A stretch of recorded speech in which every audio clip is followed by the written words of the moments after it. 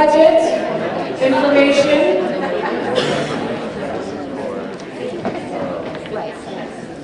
So on Monday,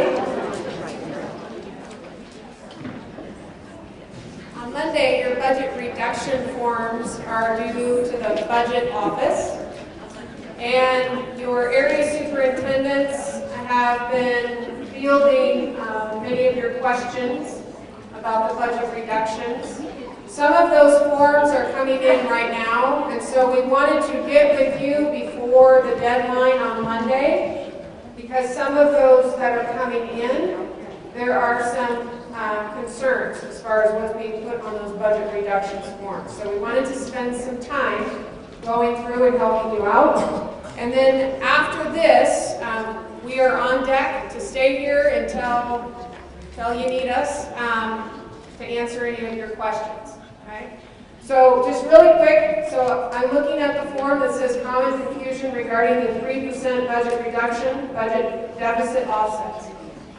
So a little bit of background, okay, and Mr. Schroeder had put some of this in the letter that he sent out as far as how did we get to this point. So we had the board meeting in which the proposed budget, which is mandatory, had to be presented. We send that proposed budget to the Department of Taxation, and right now we are sending that proposed budget with unsettled outcomes, okay? Because we don't know some of these offsets, what they're going to be. We had a proposed budget, that was the +2, with around $30 million worth of central services reductions, plus the $10 million for the +2s. The board directed our superintendent to go back and look at a 2% budget reduction across the board. Every school, every department, every office. But there are certain things that we cannot reduce. We cannot reduce special education services. We cannot reduce utilities. We cannot reduce minimum expenditure requirements, MERV. Those had to be backed out. When you back that out from a 2% budget reduction, it actually comes to 3.02% budget reduction across the board. So we have to go back to the drawing board, and that's what was sent to you all as far as your +2s are added back in. Because what the board would like to see is what does this look like without a possible impact to classroom sizes. And we have 2 weeks to get this done by May 9th.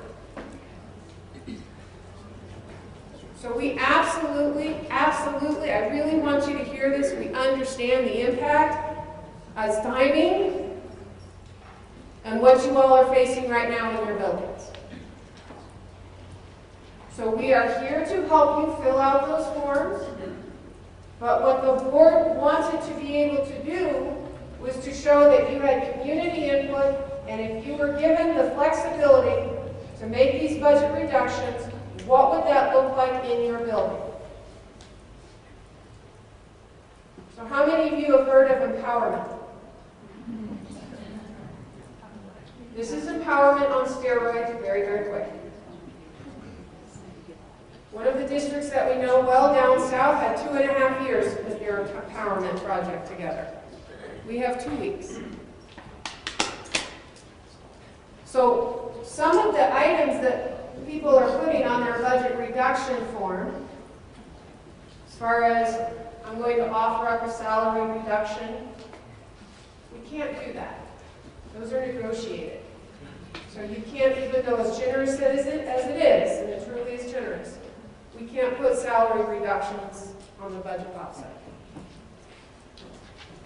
As Anna mentioned before, if you don't have an overage teacher, you can't put an overage teacher on the budget reduction. Duty. So in the contract, in the WEA contract, there are certain regulations around duty and duty times. You can't put your duty hours on that budget reduction form without articulating how you're going to cover that time. So are you going to cover that extra duty? You need to be able to articulate that on that budget reduction form. As I stated before, there are 95, just with the schools, 95 separate plans going into the budget office now.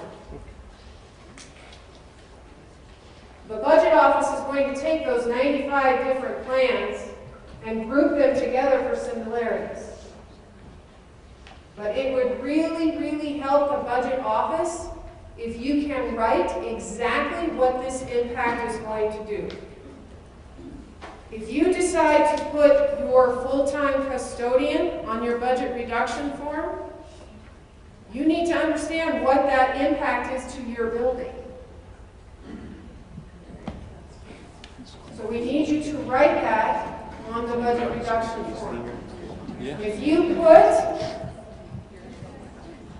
I'm going to give away all of my, I'm going to put towards my 3.02% my operating budget, you need to understand that you are giving your operating budget back. So that's supplies. You need to put that on your budget reduction form.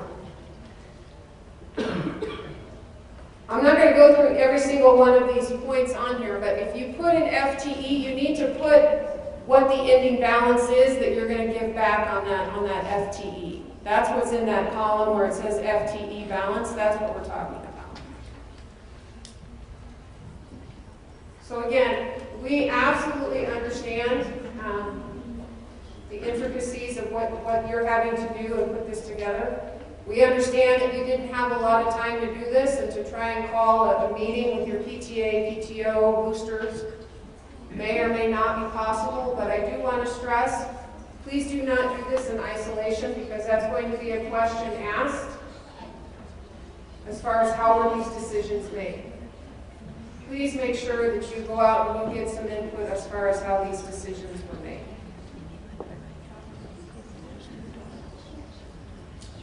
Mr. Swammer.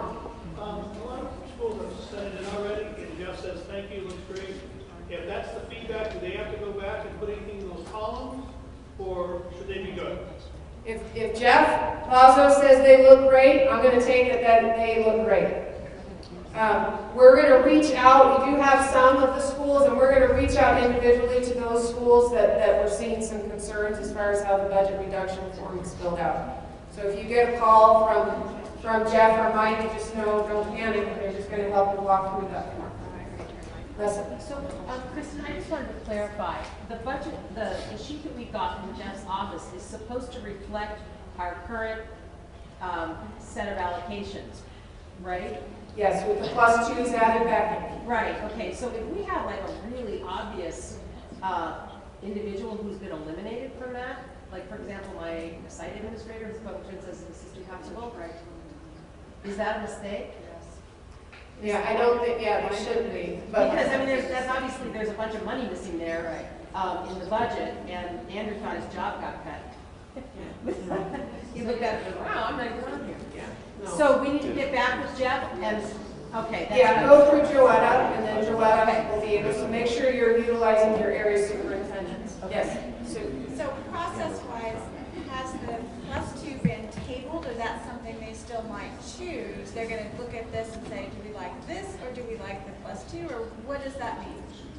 Well, we're going to keep moving forward, like I mentioned before, right? And they're going to take a look at this new budget proposal, and it could be a hybrid. Okay. You know, it could be plan A, could be plan B, could be plan C. Okay. So, Chris? Yeah. So, this can affect our title budget for those of us that are title, right? Because if we're getting these +2 back, and we're getting these allocations back, then I'm not going to need to absorb it in my title. So, I'm not ratifying, I don't know what the word is, converting. I'm converting positions through title, but that's going to be tabled right now because we won't know. Right, and Brian and Amber know what's going on, so they understand that. We're going to have to hold on some of those budget revisions with Title I. Okay.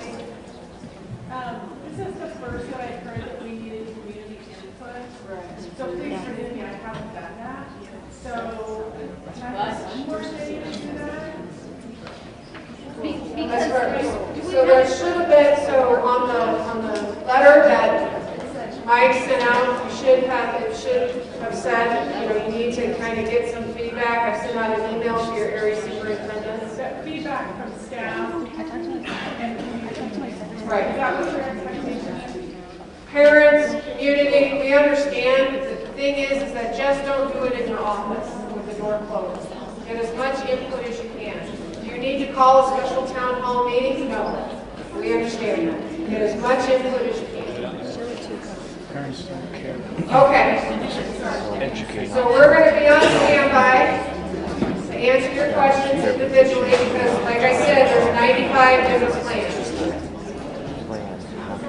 Okay. So with that, Sherry. What's the message in terms of, you know, cutting classified positions? You know, like, we're gonna get this input, but we're gonna get a lot of questions back in terms of where do I stand for actual candidates? So I'm not sure I have enough information at that point to give back to people to ask questions. As far as for if you have a PTA meeting, Yeah, or even staff, you know, because it's obviously gonna be staff cuts, because that's where it's coming from. So I'm just not sure, like, what, besides getting input, like, what message do I give to the people who are potentially on that list? the same message that I just gave. The Board of Trustees would like to see what a 3.2% cut is. Here's our positions. Here's our operating budget. Give me some feedback. What would you all like to see? If I were a principal, I would be going in, talking to my staff, and this is what the board has asked us to do. And we understand what the timeline is. I'm just telling you, do not do this in isolation in your office. You have to pull in 4 or 5 teachers. Let me run this by you. What do you guys think? Get your leadership teams together. Okay? Kristen, just clarification. Everybody's going to. Doug? If they vote, if the board accepted the 3.02, would we be getting those allocations that initially were cut, or is it just in addition to those allocations that class size was increased? It would be what the budget that they proposed and what they accepted, and if that's a hybrid, then we'd have to go back and look at those allocations. Right.